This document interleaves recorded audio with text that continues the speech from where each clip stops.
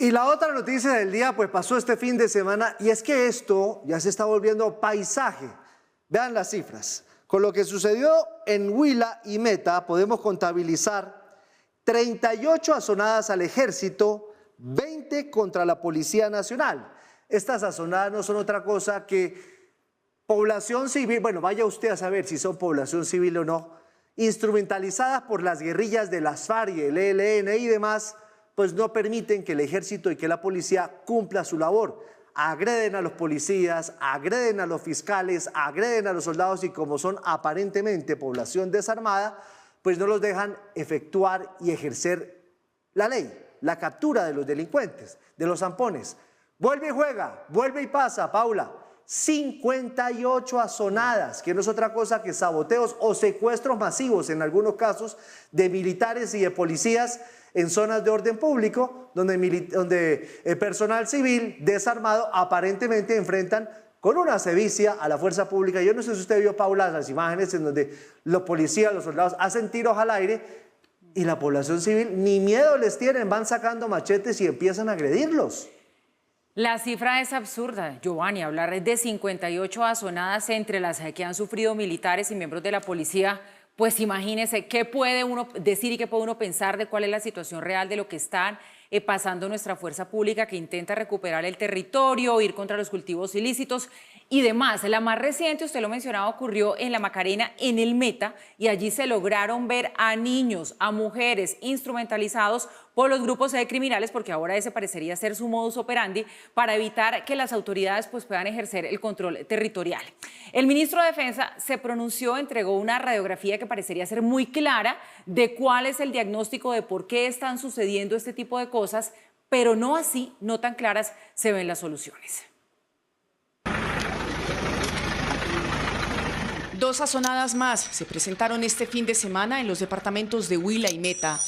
En la primera, un grupo de aproximadamente 500 personas del corregimiento Ballestera, zona rural del municipio de La Plata, Huila, bloquearon con vehículos y motocicletas el paso de dos tropas del ejército con 74 uniformados que intentaban cruzar hacia un lugar donde sabían que pernoctaba un grupo de guerrilleros dedicados al negocio del narcotráfico y la extorsión. En medio del hostigamiento a las tropas, los civiles quisieron obligar a los militares a subirse en vehículos particulares para llevárselos. En la segunda azonada, en la Macarena Meta, hombres, mujeres e incluso niños fueron instrumentalizados para impedir que las tropas realizaran la captura de Oliver Lozano Serna. Aunque los militares lograron detenerlo, minutos después tuvieron que dejarlo ir en vista de que quedaron rodeados por centenares de pobladores. El guerrillero que intentaban capturar es uno de los hombres de confianza de alias Calarcá, responsable de la mayoría de los casos de extorsión y reclutamiento en el Meta.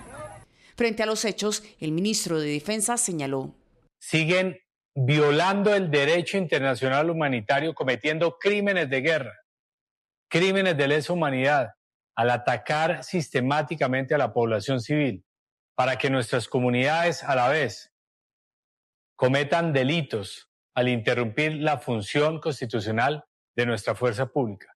Mientras tanto, el gremio de altos oficiales retirados de ACORE señalaron que la seguidilla de azonadas es la consecuencia de haberle dado prebendas y beneficios a los grupos armados ilegales en medio de la llamada paz total. Las organizaciones criminales han consolidado economías ilícitas en estos territorios y han involucrado en estas economías ilícitas a grandes masas, prácticamente la totalidad de la población de ciertas regiones. Además, yo creo que en esto juega un rol importante la identificación ideológica que hay entre estas organizaciones criminales y el mismo gobierno, que ven este tipo de manifestaciones de la población como lo que, digamos, algunos desde el espectro político de la izquierda llaman el poder popular.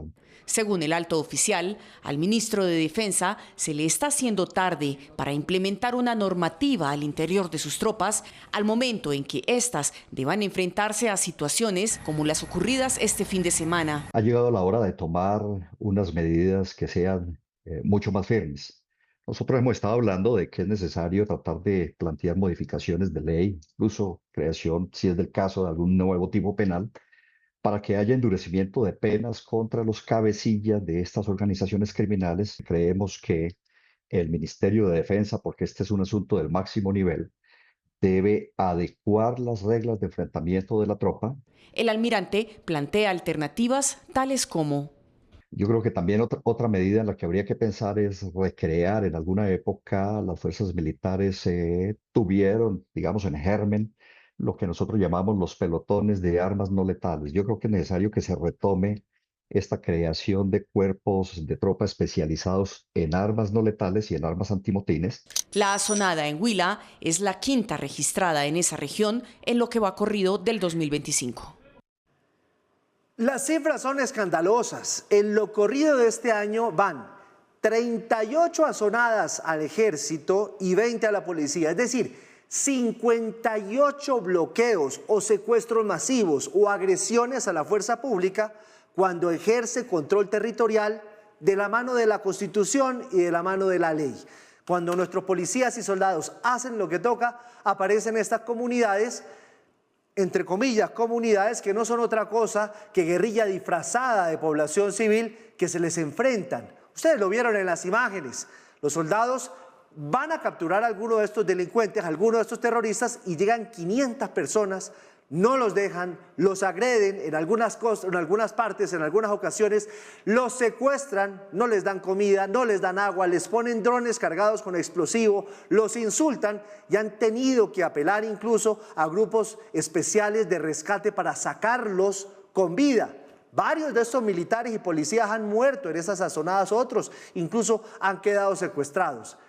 Ya el circo de oficiales retirados de las fuerzas militares, Paula, Mauricio, le están diciendo al ministro de la Defensa, bueno, ¿y qué va a hacer? Y al gobierno colombiano, ¿y qué medidas van a tomar? Es que son 58 casos, incluso de secuestros masivos de las fuerzas militares.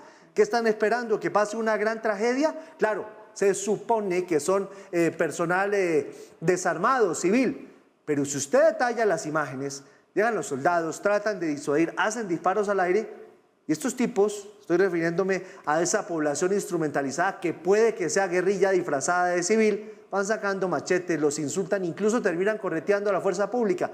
Ahí es donde uno se pregunta judicialmente, legalmente, ¿qué van a hacer las fuerzas militares? Porque esto cada día va creciendo más y, como decimos en el argot colombiano, esto se volvió paisaje. Y no se puede volver paisaje, Giovanni. Por eso ese debate en el país está creciendo cada vez más alrededor de cuáles son las herramientas legales que se le va a dar a la fuerza pública para que se pueda defender en estos casos, porque la problemática, la verdad es que es mucho más grave de lo que se puede como percibir en primera instancia. Están logrando su cometido, por un lado, de desplazar al Estado, y eso es un tema absolutamente serio, pero además que se intensifiquen las azonadas como estrategia en año preelectoral es más delicado todavía, porque ahí nos está demostrando la criminalidad, la capacidad que tienen de cooptar, de someter a las comunidades. Al lugar entonces de la pregunta de, en estos sitios donde estas cosas pasan, donde vemos lo que vemos, ¿el voto realmente va a ser libre? Esa es una pregunta al lugar que hay que hacerse, y hay que darle una mirada a esto que va mucho más allá, tiene que ser mucho más amplia del orden público, porque tiene unas afectaciones muchísimo mayores, y pasa también, Mauricio, por dar ese debate de darles herramientas a la fuerza pública legales para que puedan actuar y puedan estar amparados por la ley. Ahora, yo creo que no basta solamente con que la fuerza pública actúe. De hecho, en estos casos que vimos en la Macarena, la fuerza pública actuó en primera instancia. Tuvo bajo su control a este guerrillero, líder narcotraficante, o lo que ustedes quieran, cualquiera de las dos, y tuvo que soltarlo ante la rebelión que se dio por parte de la población y este ataque de parte de la población. Población que, dicho sea de paso, no está claro que en todas las zonas sea guerrilla disfrazada de población civil. Hay población civil que está entre dos fuegos y que le responde al fuego más fuerte y le responde al que ejerce el poder y el control del territorio.